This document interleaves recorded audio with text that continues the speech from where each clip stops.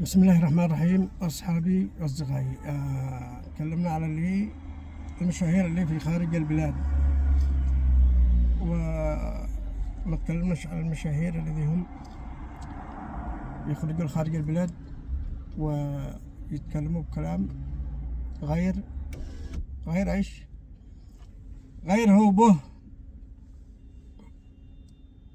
سب وشتم ولعن واحتقار على البلاد بكل على. لا تنساش نفسك، لا تنسى نفسك أول ما كنت في البلاد. لو ما بلاء البلاء لأن أنت ما أنت هناك، وبلاء البلاء لا تقلدوش، اعمل العكس. مثلا لو كان الجنوبيين احتقاريين لا توصلش للخارج وتتنمر عليهم منهم قالوا سبوا فعلوا مدري ما وكذا وكذا وكذا. اعكس الدقة، صلح بكلام لين، لأنه اللي حصلهم البلاء في اليمن وخارجوا خارج البلاد الابتلاء بأمر الله، وسلط علينا ناس طاغين من أجل أن تروح تدور الرزق، مثل ما ابتلي الله تعالى الأنبياء. واصل وأنا أكرر على الأنبياء علشان تطبق على اليمن. خليك رباني، رجل مليح، بما ابتلك تصلح الناس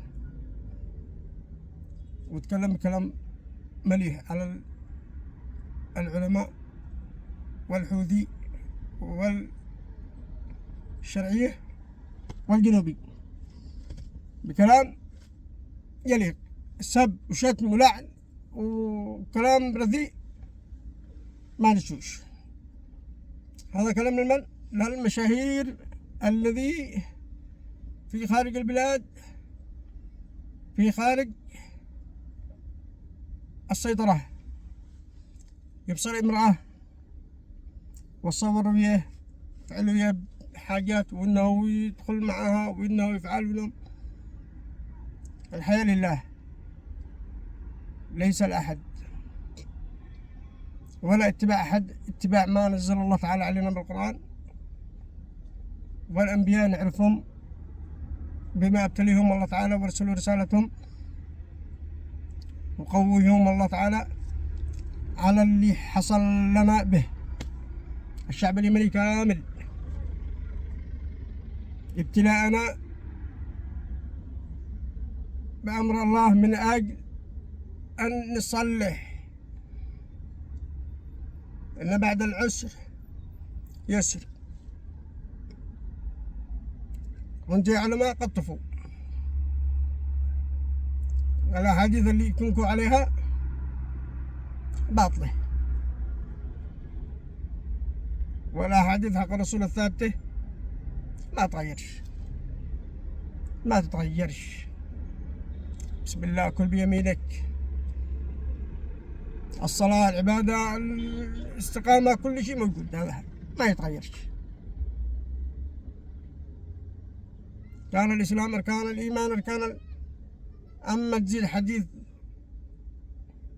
وتلكف ولا ظهر الحرب ولا هذا على اللي يدينك أموال وهذا كل شيء، لا تخلوش الناس اللي قاطعوا ولغبوا وهو بخارج البلاد، بعد ما بش مراقبة عليه ولا بوشين ولا حيقدر يتحكم به، مثل ما اللي هو بنا من المنطقة بالبلاد يجي يتكلم كلمة حق وانتو تطفوه. لكن أنت يتكلم كلام يخرج عيوبكم، يخرج هذا كل شيء ويزيد يسب. لا، احنا ما يخرج إلا عيوبكم بس. أما السب والشتم ما يجوز، ما يصلح. هو السب أفضل، من حقكم العلم والحكم والعنصرية. اللي عند الحوثي يدي عنصرية لمن؟ اللي عند الشرعية، واللي عند الشرعية يدي عنصرية لعند وهم شراكة على ايش؟ على استنزاف البلاد. بس دحين مقطع المعاشات بيفتضحوا كلهم، وأنا أنصح الذي هم بالبلاد الذي هم مسؤولين على كل واحد بشيء يقدر إصلاح قبل ما يشعشع على البلاد منظر بلاء، لأن البلاء أفكاه هو سبب البلاء اللي بالبلاد، والبلاء اللي بالبلاد بيصلح اللي هو خارج البلاد. عندما حتى لو اتكلم كلمة صدق ما حد مصدق لكم، سواء عند الحوثي ولا عند الشرعية. ليش؟ لأنه أنتم سوءكم على البلاد ودمركيه. كل مصيبة تحدث بالبلاد أنتم السبب له، من المشيخة، من العلماء، بتخرج دحين كل شيء. كل واحد يقول جاء لي أنا هذا الهدية يجده لي صدام، وهذا يقول اديه لي رئيس الإماراتي، وهذا يقول اديه لي والمسجد هذا بنو فلان والإمارات، وهذه دبي، وهذه الكويت، وهذه السعودية، وهذا بيطلع فضايح مليان. وإحنا ما نشتيش نكون جالسين ونشحاتين. كل حقنا هذه شحته، واللي كان مسيطر علينا حتى الآلي والمسدس ومن الدولك الدولي فلان، الرئيس فلان، الفندم فلان، صدام حسين رئيس الإمارات، رئيس السعودية سلمان، محمد سلمان. احنا نعبدهم ولا نعبد الله؟ اصحوا. وكلامي مش يعجبكم أنا داري، بس إن الحقيقة كانوا كل البلاد كل ناس مع دول أخرى، ما بشمنه يمني ويتكلم باسم اليمن. نحن قوة وهي سد وبأس، صح ولا لا؟ والله نحن دارين في كل مخزق، وإنكم خونة كلكم، وإنكم لي مسلطين علينا خونة مع بعد الله تعالى. إلا أمل بليهم بنقطعهم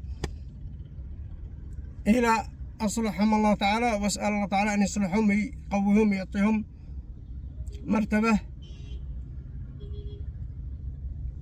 بدلكم، على أساس ينقذوا البلاد وينقذوا العباد، شباب طريين من أسرة فقيرة، من ناس وسطية لا يريد الظلم ولا يريد هذا، يشتوا العيشة ويشتوا. والسلام عليكم إلى مقاطع.